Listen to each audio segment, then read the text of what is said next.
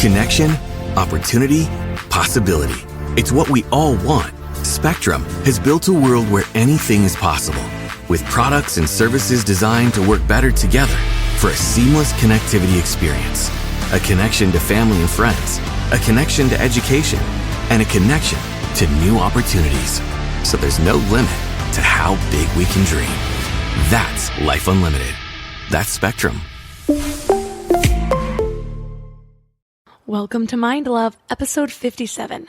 Today's episode is all about breathwork to manage stress and expand our life force. So what I'm going to tell you right now is going to be a total paradigm shift on your way of looking at the human body. What they realized was that actually the breath is our connection to the autonomic nervous system. And we can control the energy flow in the body just through the breath. Because the breath is the one thing that runs on autopilot, but we also have conscious control over. Breath has a rhythm, inhale and exhale. And that the rhythm of breath is the primary rhythm of the entire body. And every single biological function in the body is dependent on rhythm. Turn up your frequency with Mind Love. Bite-sized brain hacks for seekers, dreamers, and doers. It's time to give your mind a little love with your host, Melissa Monti.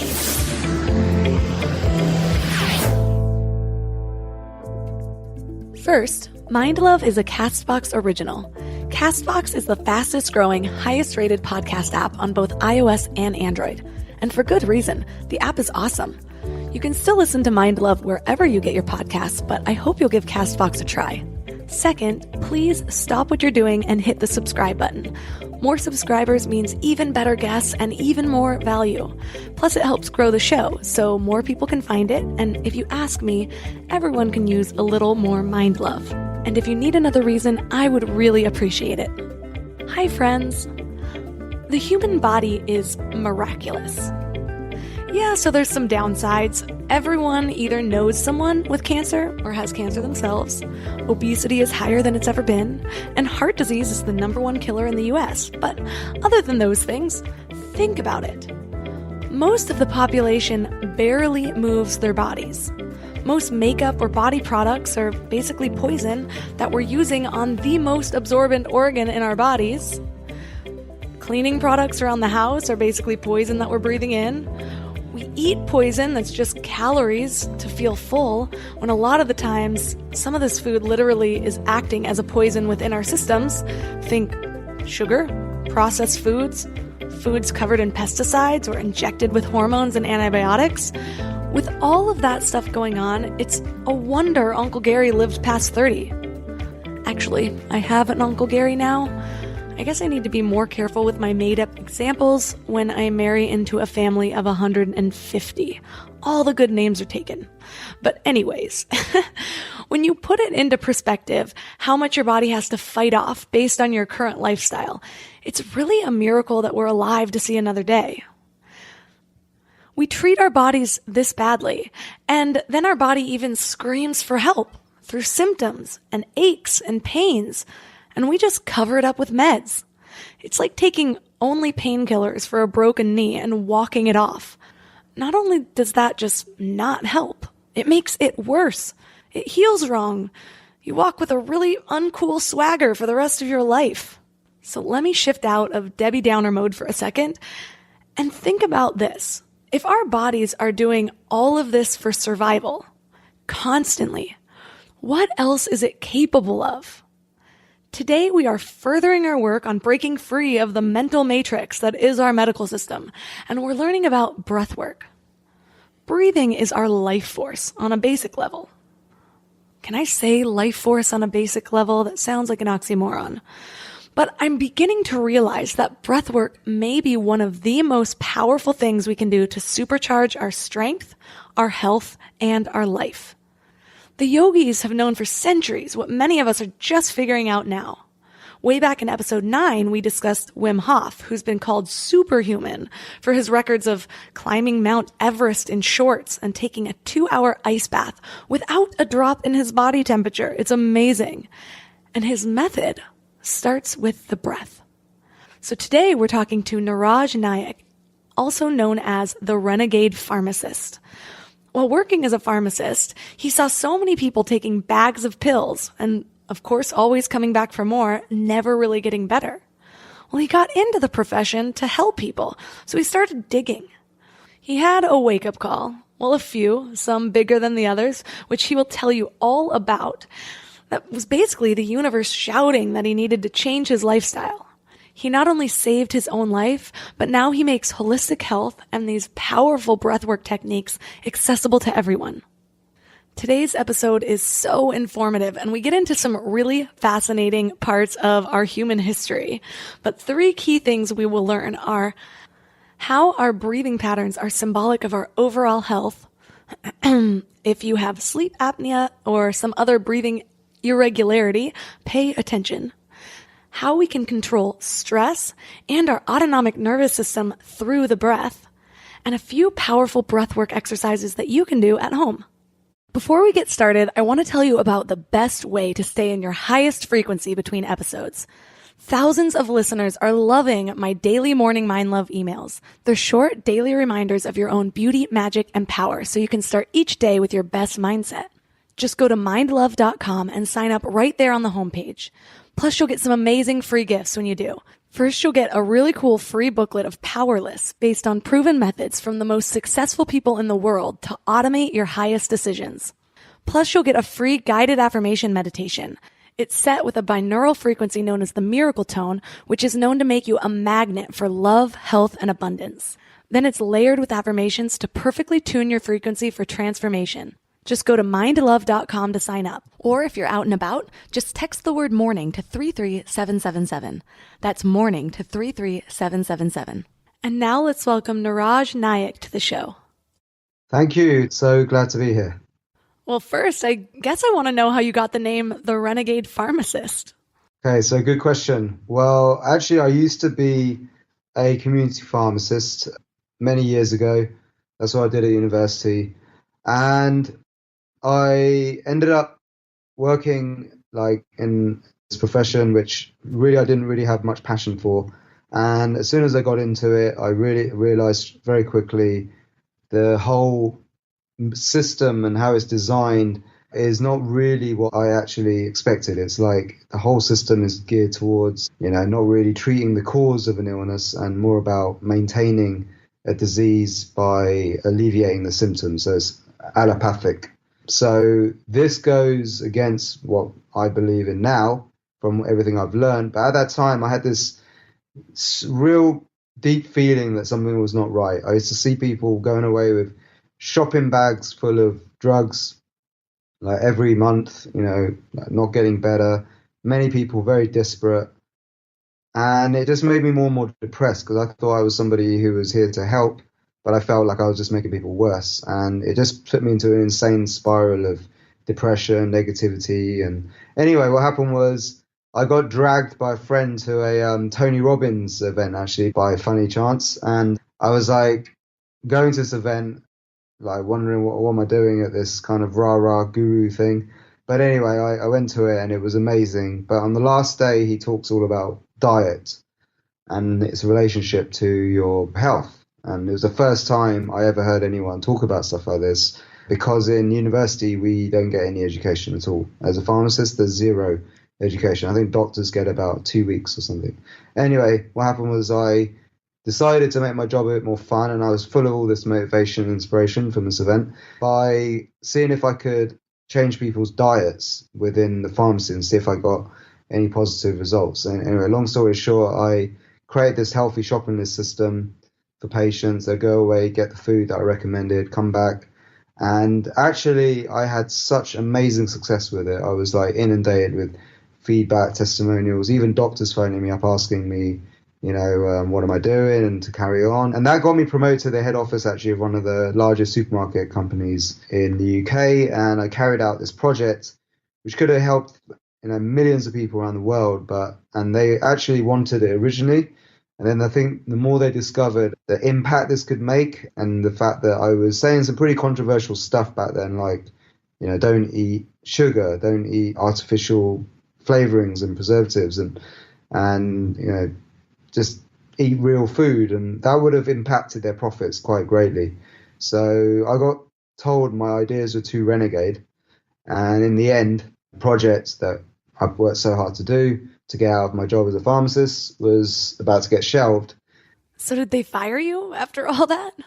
So it meant that I ended up becoming a pharmacist again. That was what I was facing. And at this point, I got struck with a lightning bolt, and I got a chronic illness called ulcerative colitis, which left me housebound for like a year. And I had medication in the beginning, and it was an autoimmune condition.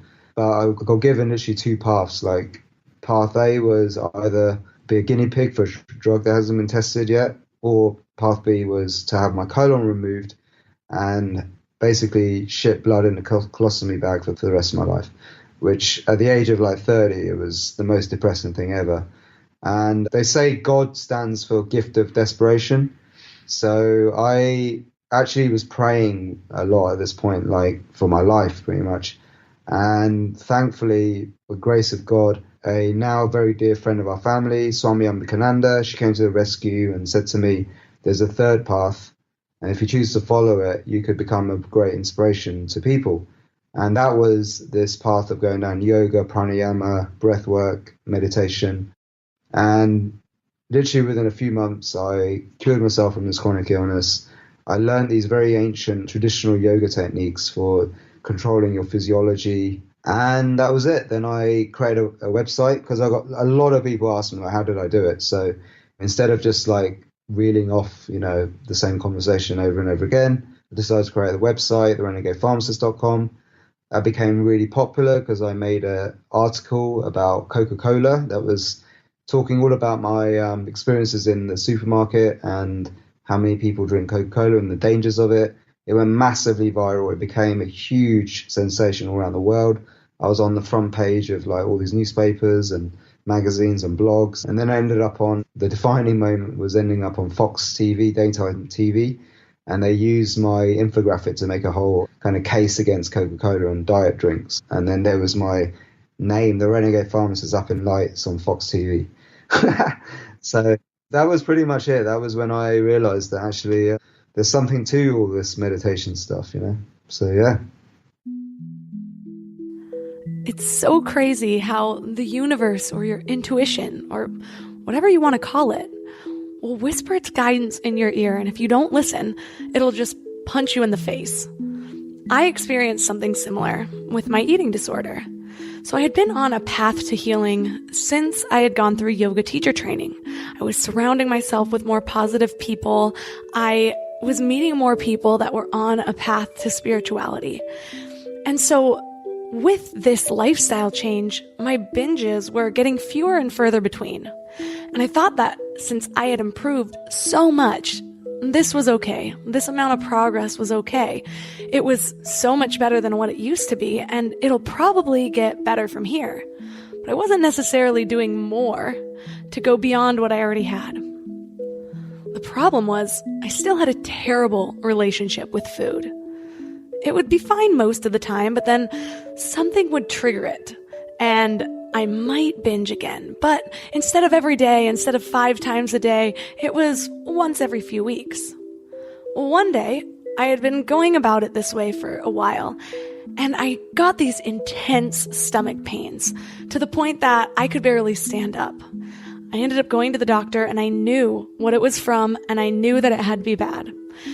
So at the doctor, I found out I had chronic gastritis, and I was told that I basically destroyed my stomach lining, and this was going to be a lifelong battle. The doctor prescribed me a prescription called Nexium. I started to take it. I did start to feel a little bit better, but soon after I found that this medication the doctor had just given me is linked to dementia. So I decided I was going to do it my way. And that was really the origins of my holistic path. It eventually led me to a vegan diet, and after 6 weeks of being on a vegan diet, my stomach issues cleared up. So I really feel like the universe or my intuition, or both, they're one and the same really, was trying to tell me this isn't the way. Don't just take a pill. You can't press the easy button out of this one, Melissa. You've got to do the work. You have to heal internally. So that's what I did. You mentioned that the pharmaceutical industry is really about maintaining the illness by hiding the symptoms. So just so everyone is on the same page, can you go into a little bit more about what you see the main problems are with the pharmaceutical industry and why this is happening? Well, all you have to do is take a bird's eye view at the industry itself. So what does a business want? A business wants to generate profits, right? So in healthcare, how do you make a profitable business? Well, from a marketing perspective, if you were the head of marketing of a pharmaceutical company, what you want is a customer for life. So if you cure someone, that's it. The customer's gone. They're not going to buy from you again. And repeat customers is what you want. So the other thing you want is a patent, because if you have a patent on a product, it means that nobody else can copy it, replicate it, which means insane profit potential, especially if we're dealing with health and diseases which affects like massive populations. So putting all those things together, the pharmaceutical industry is by design a profit-based industry, which makes trillions and trillions of dollars in profit. And it does this by giving you drugs that just treat symptoms, and all the research that goes into making the drugs is completely biased towards treating symptoms and not looking at the cause or the cures. So any research that is towards actually like the cause of an issue and trying to fix that is completely kind of like ignored. And any data that suggests that a drug may have side effects or this can also sometimes be suppressed.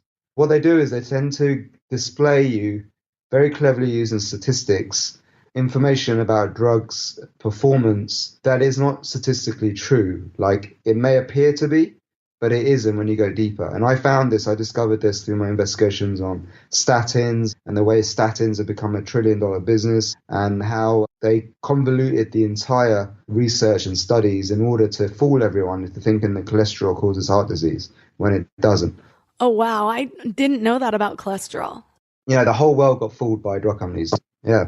So there's a common argument that I hear all the time, and it's that now we have these medications and vaccines and surgeries, all that help us live longer than we ever have. So how is it possible that we can be less healthy now than we used to be? Well, okay, so you got to ask yourself a question. Do you want a long life with very low quality of life, or do you want a shorter life with incredible quality where you're just doing what you love? I mean, that's the first debate that's going on. The second thing is, how about having a long life that is also high quality? But that is not what the mainstream way of life creates. It creates a sick society by design. And the way it does that is by suppression of knowledge. So, kids are dumbed down on a lot of subjects when it comes to the health. And then you go to university and scientists and doctors and medical people that you're supposed to trust, their education is indoctrinated and they get like very little knowledge on actually what it truly means to be healthy. And this just like has a trickle effects all over the world because the educational systems are mirroring what are considered, the top educational systems, which is America and England, when they're not.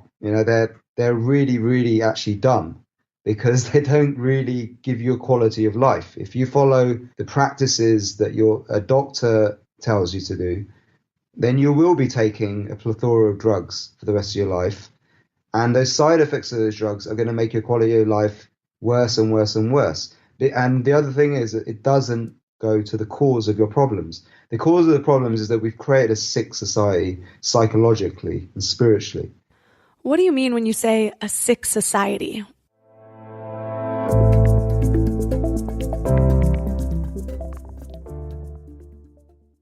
Before we go deep today, I want to give you a little gift, and I want to give it to you every single day. It's called the Morning Mind Love. I know how life can be. You're all fired up after an inspiring episode, and then a new day or a new challenge comes at you, and it's just hard to keep up that energy. Well, the Morning Mind Love is kind of like an oracle from your higher self to help you start each day with a positive focus. Plus, when you sign up, you get 2 free gifts, a 30-minute binaural meditation and 30 days of journaling prompts to help you remember who you truly are. And it's all completely free.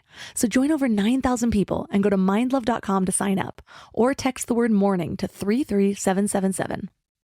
We're all searching for something better in life, right? Better habits, better mindset, better relationships. But when it comes to hiring, searching isn't always the best approach. Instead of searching, why not match? That's where Indeed comes in. If you need to hire, you need Indeed. It's your go-to matching and hiring platform with over 350 million global monthly visitors.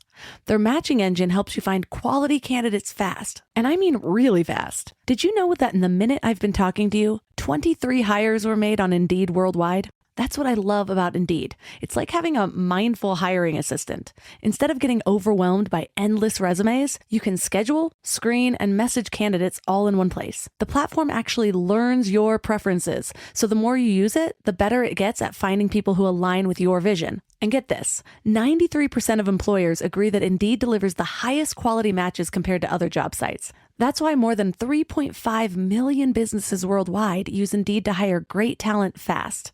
I just love that it keeps all of my hiring processes organized. I can do everything right there instead of having spreadsheets and notes and video call links. And listeners of the show will get a $75 sponsored job credit to get your jobs more visibility at Indeed.com/mindlove. Just go to Indeed.com/mindlove right now and support the show by saying that you heard about Indeed on this podcast. Indeed.com/mindlove. Terms and conditions apply. Need to hire? You need Indeed.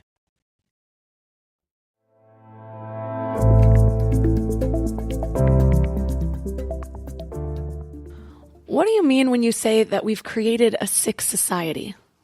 In the way the marketing of products are, in terms of creating problems, making everyone feel insecure, making everyone feel like they're not enough, making women like have to present themselves in a certain way because that's so-called attractive. And then so women, like Angelina Jolie took both her breasts out for fake breasts purely because the doctors said to her that she has like some really small percentage chance that she may get breast cancer. And so she did this insane operation. And we all know that the implications of having breast implants, they're probably just as risky or more risky. Like there's so many women who've had breast implants who get problems from the surgery. But she's gone and done that to cosmetically make herself look better and to lower the reduce of breast cancer because they did some genetic study. Now, here's the thing. There is this study done called the MR-FIT study, Mr. Fit study, right, which is one of the longest running studies. And it was done over a 25-year period. And they discovered that there is no such thing as a risk factor, all right? So what doctors do is that they do health checkups. So at any given time, only a small percentage of the population are actually sick. Most people are completely fine and they're well, but they're like brainwashed into thinking that they're sick. So what doctors do is they call them in for routine health checkups. That's it. You're screwed. As soon as you go for a routine health checkup, you're screwed. It's like taking your car to a mechanic for servicing and then suddenly you got all these things wrong with it when it was running fine for a year, right? Same thing happens to the doctors. They put all these machines onto you. They do all these checkups and they give you scores based on averages. Human bodies are not average. We're not governed by averages. We are very, very irrational creatures, okay? And everything runs unlinearly without any logic or reason, actually.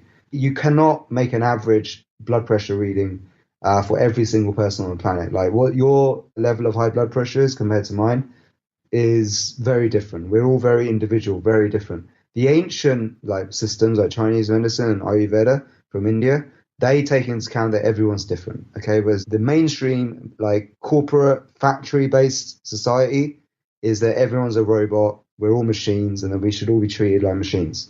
And so therefore, with health checkups, they just put averages on them. So if you're a little bit over the average of cholesterol, they'll give you a statin. If your blood pressure is a little bit over the average, they'll give you blood pressure medication instantly because they get paid to do that. That's how they make their money, especially in America. The whole thing is driven towards that, right? It's driven towards the incentive to prescribe because you get more bonuses, you get more money. Whereas in the Chinese system, actually, you get paid based on the number of patients that are healthy, right, without any treatment. Okay, so it's the opposite. Whereas in our UK and American systems and European systems, it's like you get paid based on the amount of drugs you prescribe.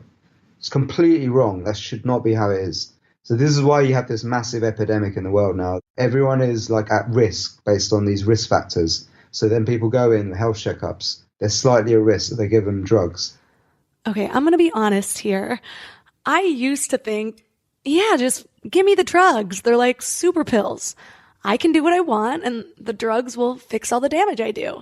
And yeah, I'm kind of embarrassed by that because so much of this seems like common sense now. So I don't know if it's that ignorance is bliss or you don't know what you don't know, but I was just too blind to see this other side, or maybe I didn't want to see it. So if you're listening out there and your mind is blown, you're not alone. But how can these medications prescribed by doctors who are there to help us actually be harmful to us? What are the dangers? Those drugs then cause what is known as adverse drug reactions, ADR. They're the biggest cause of death in the world right now. Okay, they kill more people than cancer and heart disease. Adverse drug reactions. The biggest murderers on the planet are doctors, and they don't want to be, but they are because that's how they've been indoctrinated. Pharmacists and doctors are the biggest murderers on the planet right now, and the whole system's designed that way. And who knows why or how this has been allowed to happen, but it has. So this is what we're dealing with. And thank God for the fact that these ancient yogis and shamans and rishis and all this stuff figured all this stuff up 1,000 years ago, because now it's making a big resurface and resurgence. This is what my work is now. My whole goal was to bring together systems of lifestyle change, because lifestyle, your environment is everything. You become your environment, okay? And there's no drug that is intelligent enough to fix your lifestyle. Fix is a bad word because it doesn't fix anything. All it does is alters the chemistry in your system. Surgery, all it does is affect the organ that it's like you're trying to surgically remove. And that leads to many, many side effects. When your body has a natural innate intelligence and ability to heal itself if it's given the right environment to do so. So what I do is all about giving people the right environment. That's what I do. My dad died of cancer, lymphoma, and I'm angry at myself for not knowing then what I know now. He was diagnosed, put on chemo, and then just withered away pretty quickly. He died less than a year later. And it's interesting because a while ago, my dog was getting a checkup and they found a heart murmur. And my first thought was, well, what do I need to do? What medications does he need? And then I thought, hold on, if there's holistic options for humans, there have to be holistic options for dogs. And then I thought, well, wait, what if that doesn't work? And I was noticing this interesting tug of war between what I believe now and what I've been told my whole life. And so I realized if there's that much hesitancy to go a new route with my dog, albeit he's a part of me, what if I were in that position? How would I find that courage? Because I think that's what it is. So what was that like for you as a pharmacist, where the standard medical route is really deeply ingrained? You had been doing that, living that, breathing that for years. So how did you find the courage to go against the grain and take this new route? Well, that's such a good question because I was the most skeptical person of all. I really didn't want to believe my Swami at the time. Right? Because my mum's actually a doctor. They're very indoctrinated into this kind of scientific reductionist everything. And also my outer family, extended family, they're all doctors and scientists. And so I was very much brainwashed from a young age into this reductionist scientific view of the world. And by my educational side, I did physics, chemistry, biology at school. So I was already very much skeptical about this stuff. But when you're faced with a life or death situation, do or die situation, right? There's a few things that you can do. You can either just trust the doctor, okay? So I did that. So in the beginning, I surrendered. And I got so sick, okay, doing that, that I realized that this can't be it. This cannot be the right way. It didn't make sense. So that triggered me to really pay attention to my Swami. Actually, because I was a little bit into personal development because of Tony Robbins. And not everyone has the pleasure of meeting somebody who's so good at motivating change as somebody like him. You know, I was at one of his events. So I got like really curious about this one mantra that he preaches, which is success leaves clues. So if you want to become successful in any area of your life, just follow people who are already successful, all right? So I had that in my mantra, and I was like, hold on a minute, why don't I just find people out there who have actually healed themselves from this disease, all right, and see what they're doing? And my Swami actually had cured herself from cancer. She had had heart disease at a young age. So that's what drove her towards yoga. So that firstly made me believe in her. Secondly, I went out there and I went onto forums and stuff, and I found a lot of negativity. So I turned off the forums and I started to go onto YouTube and search for people who had cured themselves from ulcerative colitis and then contact them and see what they were doing. And it turned out that most of them did the similar things, which was change of diet, lifestyle changes. But what made the most sense to me was when my Swami explained to me the science of breath. And I read a few books on the science of breath and how the breath influences the physiology. And that's when the aha moment went off. I was like, right, now I get it.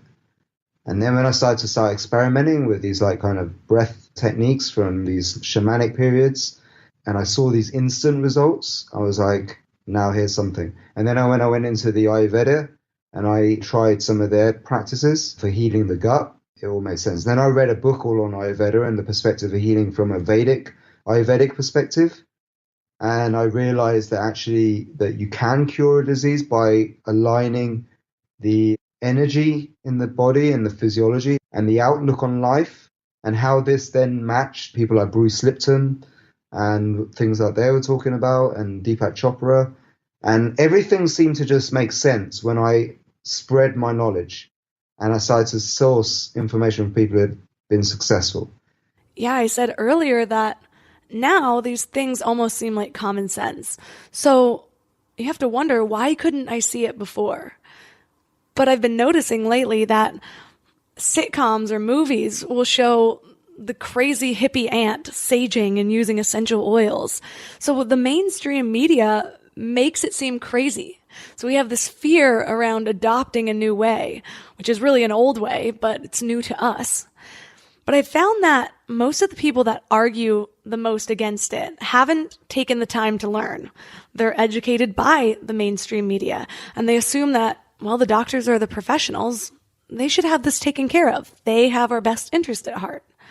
But the more I learn about the way the mind and the body work and the way they work together, the more our medical system doesn't make sense.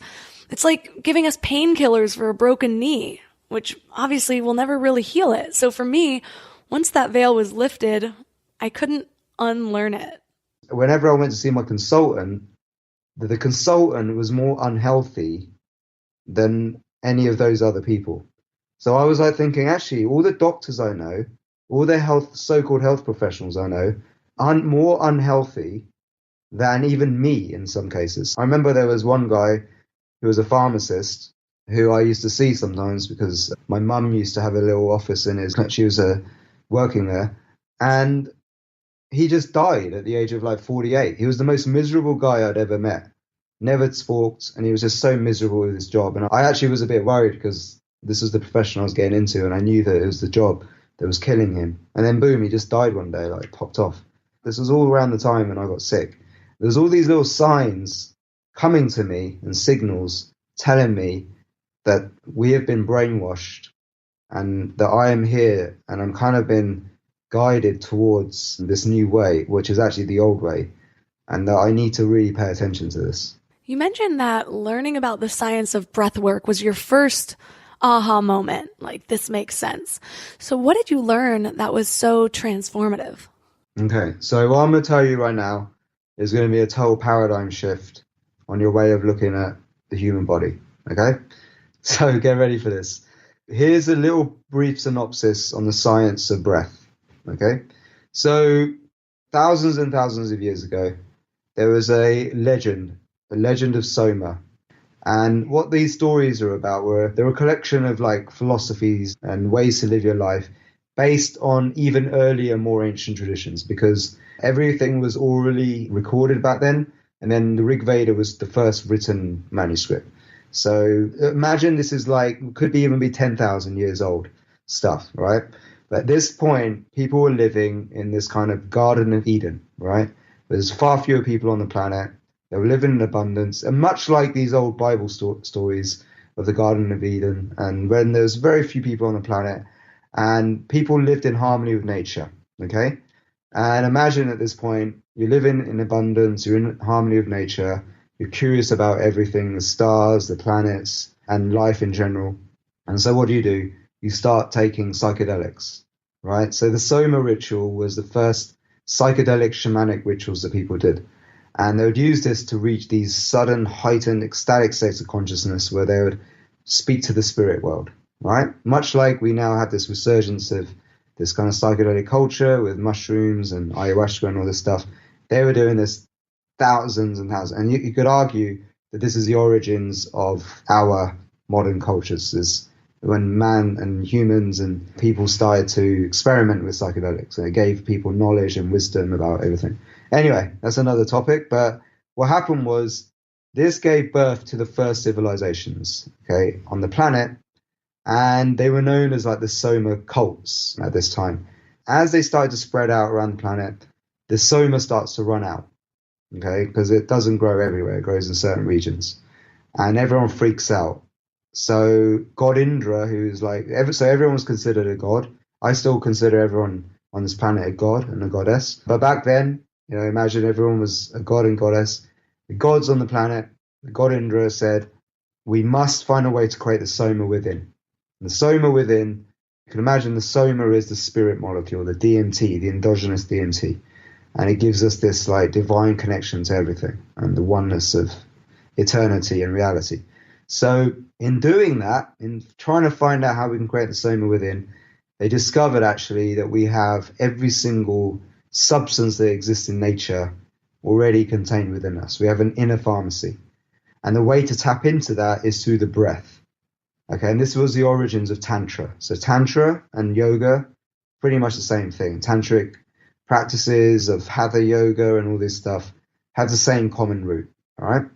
So this is how they discovered everything about the human body, was this pursuit of ecstasy, this pursuit of the bliss state, all right? And they discovered that we have this autonomic nervous system, all right? Sympathetic, parasympathetic.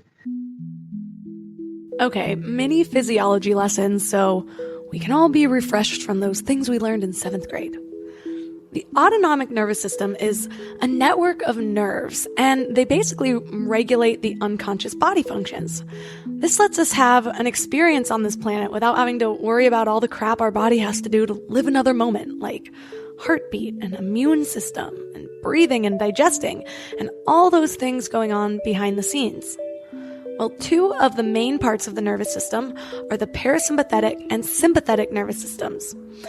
So the parasympathetic nervous system controls the body when it's at rest. It's rest and digest mode that allows us to go into a healing state. So think about Shavasana at the end of a yoga class. The sympathetic nervous system controls our fight or flight response. It's the action side. It creates energy. The problem is, sometimes our lifestyles can train it in a way to create stress all the time. Instead of just getting stressed when we're running late, our body is creating stress behind the scenes automatically while we're getting a massage. And that's why a lot of us live in this constant state of stress day to day. But we'll get into that in a minute. Okay, so we have been brainwashed in modern times out of the ability to control this autonomic nervous system. We've been told that this is beyond control, right? That it's only in the realms of the unconscious mind, and that you need either drugs or invasive surgery to affect it. This is what conventional science has told us. Whereas the yogis have known thousands and thousands of years ago that this is a load of bollocks. that actually we can tap into the physiology and the neurology at will, consciously.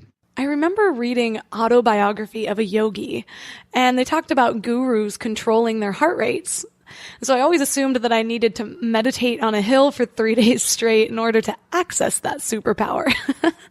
So what were they tapping into? What they realized was that actually the breath is our connection to the autonomic nervous system. And we can control the energy flow in the body just through the breath, because the breath is the one thing that runs on autopilot, but we also have conscious control over. And actually, breath has a rhythm, inhale and exhale. And that the rhythm of breath is the primary rhythm of the entire body, right? So it's also a mirror of the state of our health. So all the other rhythms in your body, like the circadian rhythm, the infradian rhythm, they all are subservient to the rhythm of breath. And every single biological function in the body is dependent on rhythm, these rhythms. All right. So the waking and sleeping cycle, the melatonin production, and all this stuff is totally dependent on your rhythm. Okay. And how rhythmical and how much in a flow you are. So when you have an erratic breathing pattern, it's a mirror of an erratic nervous system and a physiology. So just by changing the rhythm of your breath, we can actually harmonize the functions of your body instantly, very fast, very, very quickly. And it has the effect of also of like drugs, but without the side effects. This is the magic of it all. Well, as most of us know, we're living in this constant state of stress. There's so much stress in our current environment, in our current lifestyles, whether we're putting on ourselves or if it's happening automatically. So how can this help our stress factor?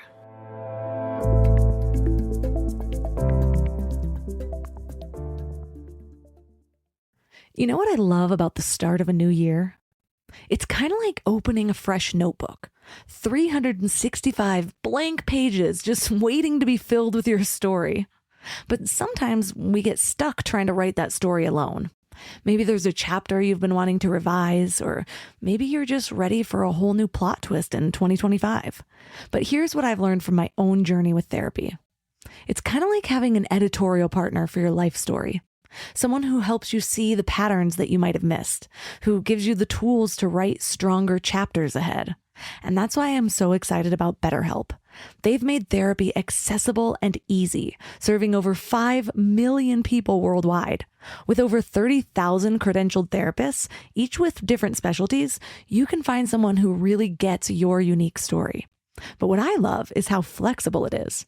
Everything is online, and you can easily switch therapists anytime at no extra cost until you find the perfect fit.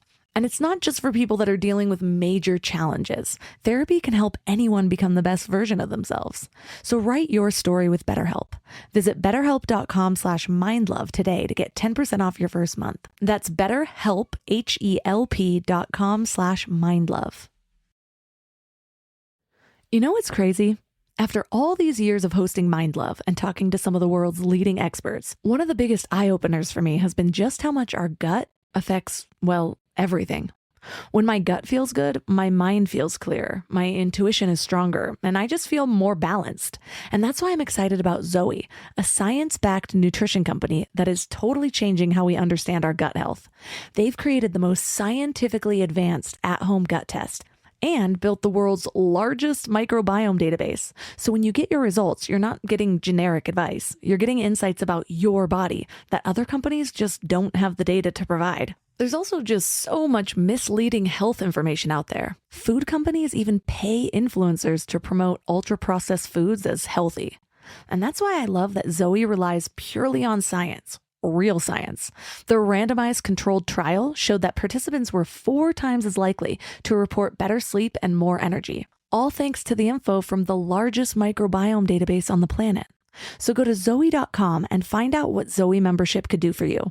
And because you listen to Mind Love, you can use the exclusive code MINDLOVE10 to get 10% off membership. As a Zoe member, you'll get an at-home test kit and personalized nutrition program to help you make smarter food choices that support your gut. That's Zoe.com. Use MindLove10 at checkout. Trust your gut. Trust Zoe.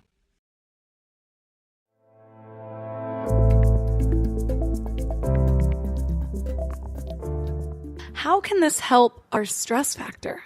So let me now just talk a little bit about thousands and thousands and thousands of years ago, when we were living in tribes in our ancestral times. The sympathetic nervous system played a very important role. If you were in danger because a lion came at you, so say you live in a jungle and you've got lions, tigers, and bears trying to attack you, right? We have this instinctive mechanism, the sympathetic nervous system, that kicks us into gear, creates adrenaline and puts us into action to either attack or to run away, or just in fear be paralyzed and stand still or cower up in a ball, okay? The one that we really want is not the paralyze one, but this is something that affects a lot of people in the modern world, but we want the action one. We want to move. We want to be courageous, okay? It's a different emotion to fear and paralysis. So this sympathetic nervous system is very good back then. It serves us very well. However, fast forward to this time, our modern day now, we have, instead of a jungle, we have a concrete jungle called the city.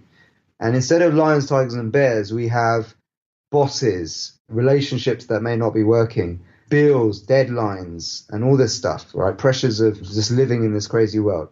And the TV to bombarding us with negativity. So we're not able to escape it. So we can't run away like we can from a lion in the jungle, and we can't go and kill our boss, right? Even if we might secretly want to. So we have to be in the environment of stress all the time. And we don't have an off switch. We don't have an instinctive, immediate off switch for that stress. Whereas animals do. That's the one difference between us and animals. Animals can just run away from the stress and shake it off. They shake. And they shake things off. You see a cat or a dog, they shake when they've had a bit of stress, right? Yeah, I do know that. And I've adopted it as a method. I'll just shake everything or try to get the blood flowing when I'm feeling stressed. But if there's a better way, please do share. So the yogis figured out ways for us to switch off stress at will. And the breath is one of the primary ways of doing it. Because when we breathe in, we stimulate the sympathetic nervous system. When we breathe out, we stimulate the parasympathetic nervous system. So simply, if you breathe out for a longer time than you breathe in, you start to stimulate the parasympathetic nervous system, especially if you keep it as a rhythm. If you keep a rhythmic breathing where you're extending your exhalation, that rhythmic breathing with extended exhalation will switch on your parasympathetic nervous system and turn off the stress. But if you breathe in a perfect rhythm, so say music has a 4/4 beat, like like house music, dance music, right? So if you breathe like in 2, 3, 4, out 2, 3, 4, in 2, 3, 4, out 2, 3, 4. Now it doesn't matter if you're doing deep breathing, okay, or anything like that. Well, I mean, it's important to do diaphragmatic breathing. That's another topic. But just the rhythm, the rhythmic breathing alone, especially if you use your nose, you shouldn't breathe through your mouth. You should always use your nose because your nose is a filter. It's designed to filter the air. Okay, what it will do is it will harmonize every single function in your body, including your circadian rhythm and all these other rhythms, because those rhythms are a reflection of your rhythm of your breath. Even if you just do it for a few minutes a day, you can get back into flow. It's amazing. And you create this state called coherence, which actually is something that HeartMath actually talked a lot about, did a bit studies on it. And this coherence is this state of emotional well-being where your emotions go into balance, okay? And it's a heart-centered state where your heart is radiating an electromagnetic field that is much bigger than if you're in a state of stress. And this coherence also rubs off on other people around you. So just by getting to coherence, it can actually rub off on somebody who isn't in coherence. And so you being in this positive flow state can actually affect somebody around you or in your environment.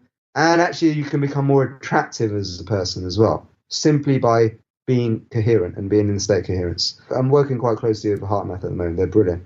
So these are just simple fundamentals, rhythmic breathing, okay, getting into a rhythm of your breath and being mindful of that, all right?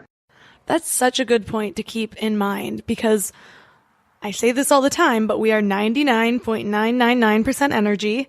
Well, we actually radiate 24 inches or more beyond our bodies, and that will expand or decrease based on our frequency. So raising your own vibration can be one of the best things you do for everyone else around you. Now, here's the other thing. What governs health, okay, comes down to your energy.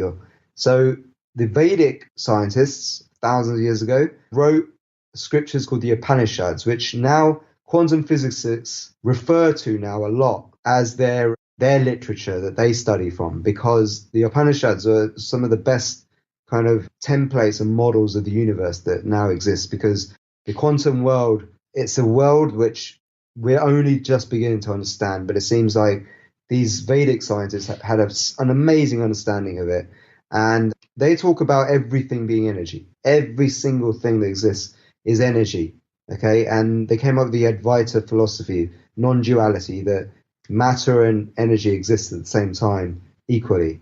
And with that knowledge, if we understand the energy production in the physiology, we can control it. And the way we control it is through breath, because pranayama is energy control. In Sanskrit, prana, yama, which is the science of breath, is energy control. So as I just told you, one way of controlling the energy is through rhythmic breathing. The next way is to work on a cellular level itself. So if you imagine we are a community of cells. So each one of our cells is an individual unit that comprises of a complete ecosystem of cells. And actually, we're more germ cells than we are human cells. And that's another fact. So we're actually about 160 trillion human cells and about 300 plus trillion germ cells. So, what are we really? So the yogic priests and scientists are all about know thyself is a secret. So now science is now showing that right in the cell, the energy pack of the cell, the mitochondria, is where the secret of health lies. And there's also now like people like David Asprey who've gone really towards mitochondrial health, because this is where energy is produced in the body. All right, our currency of energy that drives every single cellular function is ATP, and it's produced by oxygen combining with glucose, which is food basically, to produce energy. Now, pranayama says that having too much oxygen is like putting too much air on the fire. So imagine each one of those mitochondrial energy packs is like a furnace. So too much fire. I was just making a bonfire the other day. I was actually bellowing on the fire, and I was making flames erupt in the fire. Sorry, it's a barbecue, not a bonfire. And I was like really like making these flames shoot up. Same things are going on in California, right? With the wildfires. Too much wind and the fire burns too bright. Same thing happens in the cell. You have too much oxygen going in, causes actually oxidative stress. That's why we need antioxidants. Too much fire. It leads to free radical damage and damage to the cells. Right? Over breathing, which actually happens as a result of emotional stress, leads to this too much oxygen going into your cells, causing too much fire. All right? So too little oxygen going into cells means there's no fire at all, which actually means that you don't have any energy or no life. Low emotional states quite often lead to that, disruptions in this. And low emotional states like anger, fear, hatred, envy, jealousy, all these things where we're thinking more about me, rather than we. And here's a little mantra for you. I, okay, is the first letter of ill, and we is the first letter of well. So if you want to be well, you want to start thinking of we, be a we person, and think that actually each one of our cells is a community of cells, and that we need to look after each one of our cells, and especially the gut bacteria. So on that level, we need to understand that we need to give our cells the right amount of oxygen, right level of oxygen, not too much, not too little, and the right balance. That's what pranayama is about, energy control, right, on a cellular level. So you're saying that working out our breath and our lungs is just as critical as working out our muscles. If we become super efficient at using oxygen, so we can survive on the least amount of oxygen as possible, right? And this is why you'll see Himalayan yogis, why do they live in oxygen environments, very high altitude environments? Why are the Nepalese Gurkha army, are the soldiers who are hired by the British and Americans to win their wars, all right?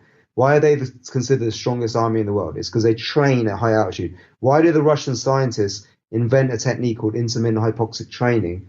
Because what they did was they studied people who go to high altitudes, who go to very low oxygen environments and come back feeling better with more energy, more stamina, and even reversing diseases. They came up with intermittent hypoxic training, which basically trains your mitochondria to become super efficient using oxygen. The way it does it is by stressing the mitochondria a little bit, by creating low levels of oxygen in your blood, short periods of time.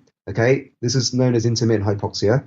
And the yogis simulated this. Rather than use machines, they use the best machine of all, which is our own body, by using breath retention, holding your breath.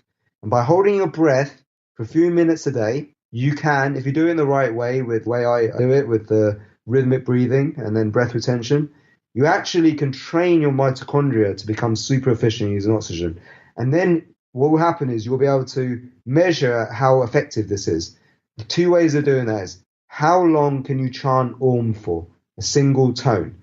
So if you go, Om, like take a deep breath in and do Om, like that length of time, right, is a measure of your vital capacity, which is one of the best ways to biofeedback on how healthy you are, and also how long you can hold your breath. If you can only hold your breath with one breath in and out for like 15 seconds, it's a sign of very, very serious problems in your health. However, average is around 30 seconds. Athletes are going to be around 40, 45 seconds. People who are super yogis can do a minute plus comfortably.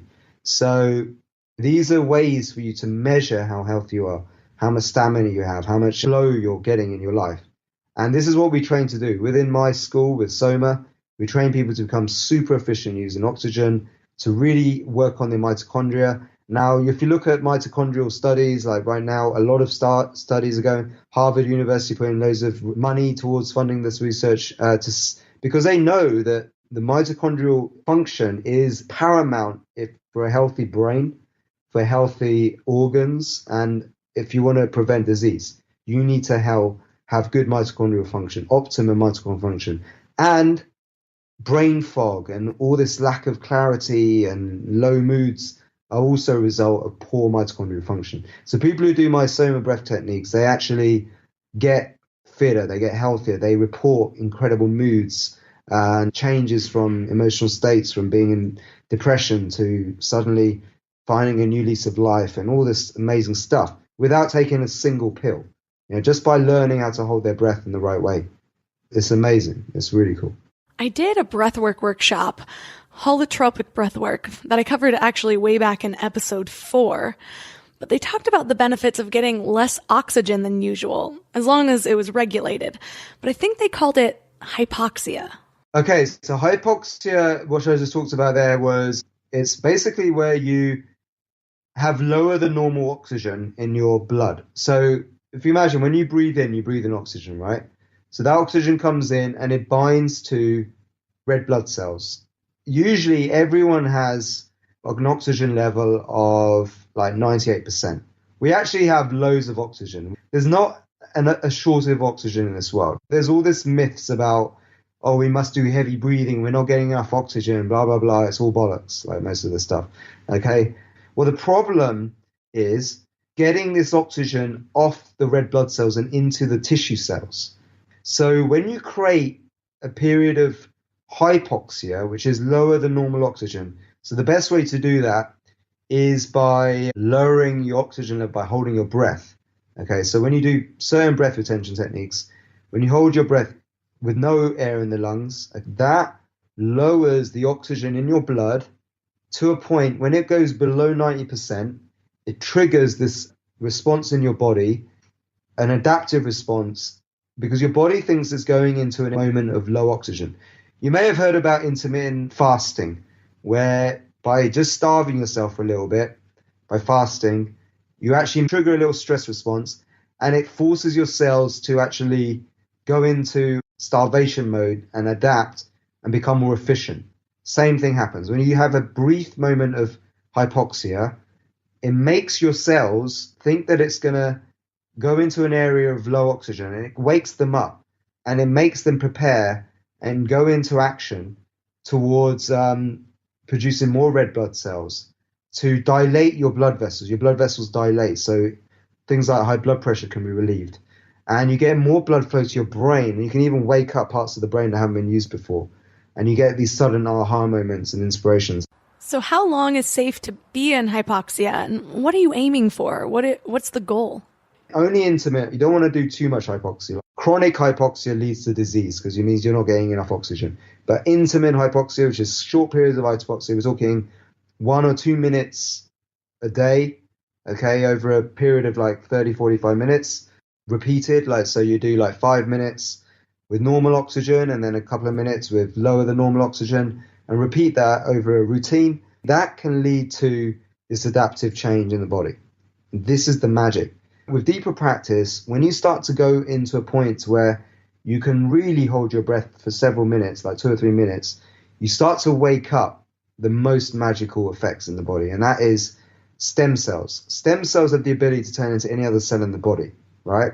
Now, when you create systemic hypoxia for a long enough period of time, the stem cells come out, because stem cells hate oxygen. They hide in areas there are no oxygen, and they come out and they go into areas where there's inflammation in your body because they've got an innate intelligence, and they go to areas where rejuvenation needs to happen, and they can be used to heal. But at the same time, if you don't need to heal, you can move them up into areas where you want to actually initiate and direct the growth of new cells. So that could be brain cells.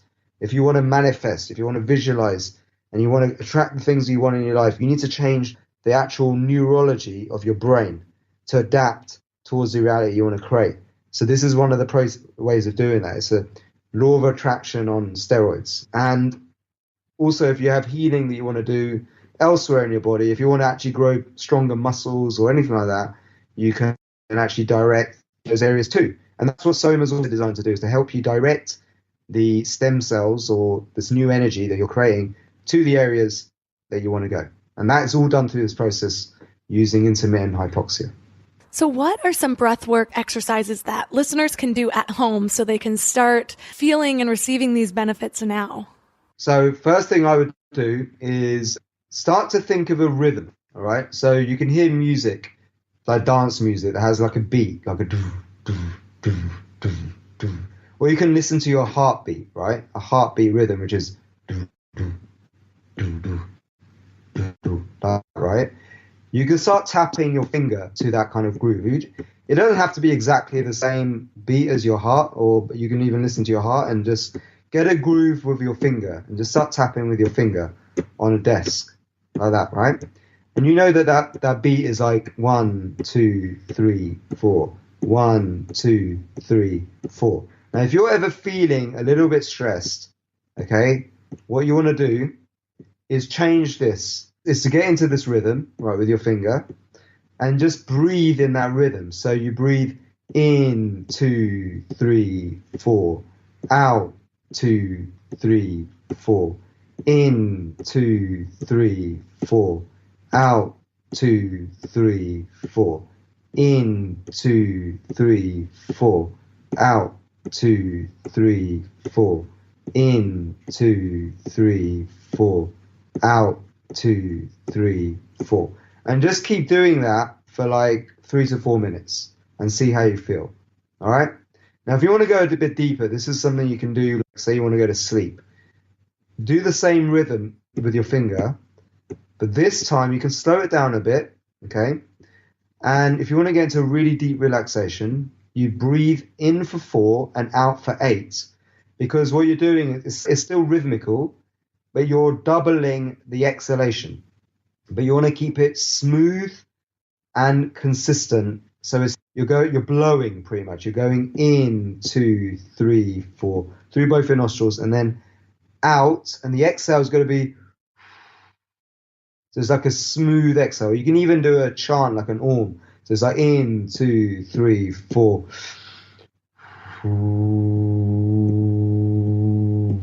5, 6, 7, 8. Like, you get it, right? And you just keep repeating that and just see how relaxed you suddenly start to feel, because you're switching on your sympathetic nervous system. Parasympathetic nervous system. And if for those of you who are geeks on this call and you're into things like measuring your heart rate variability, and if you have a heart app that can measure whether you're in sympathetic or parasympathetic, you go from sympathetic to parasympathetic in a matter of a minute just by doing that 4 in and 8 out to a rhythm. That's the simplest thing. That's the simplest breathing techniques to change your physiology. Then the deeper practices is with breath retention, holding your breath and things like that. But that you can actually find out more in our online webinar. I'll definitely link to that in the show notes for any listeners who want to take that webinar. Otherwise, where is the best place for listeners to connect with you online? If you want to learn actually how to tap into autonomous nervous system and how to switch on your stress response or relaxation response instantly at will, kind of impress your friends and make them think that you're a magician, okay, then you want to go to somabreath.com, all right, sign up for the webinar. Or you can go to somabreath.com/awakening, and you'll go straight to the page. And you can join our free Sunday sessions or watch a replay where I go a lot into the science of breath work, and I give you a lot of background science of where all this stuff comes from. So it makes you really understand the power of all this stuff. So that is the best place. And then if you're really into health, you want to learn a lot about diet, nutrition, and different practices on how to lead a more healthy, self-sufficient life, then go to the renegadepharmacist.com. That's the renegadepharmacist.com. And there you get my whole wealth of knowledge, lots of articles that will help you. Since this interview, I've started doing a mini breathwork exercise before my meditation every morning. And I swear I fall into a deeper level of meditation. It might just be in the mind, but isn't everything? Breathwork and focus of the mind are two of the biggest things that can unlock your superhuman. Your potential is limitless, and there's still so much that we haven't discovered. Back in school, I didn't really like history. I remember thinking, all this crap's already happened, and I don't plan on getting into politics, so none of this is relevant to me. But I realized I wasn't going back far enough. Back when people only had their time and their minds and their bodies and the earth to sit in stillness and receive wisdom instead of just focusing on capitalism all the time. Anyways, thanks for sitting with me for another hour. All the links mentioned in this episode are at mindlove.com/057. You can support the show by subscribing, supporting our sponsors, or sharing Mind Love with someone who would appreciate it. For some extra inspiration between episodes, sign up for the Morning Mind Love at mindlove.com or text morning to 444-999 or visit me on social at Mind Love Podcast. Thanks for giving your mind a little love today, and I'll see you next week. Thanks for tuning into Your Higher Frequency with Mind Love. Head to mindlove.com for a free gift to keep your vibes up until next week.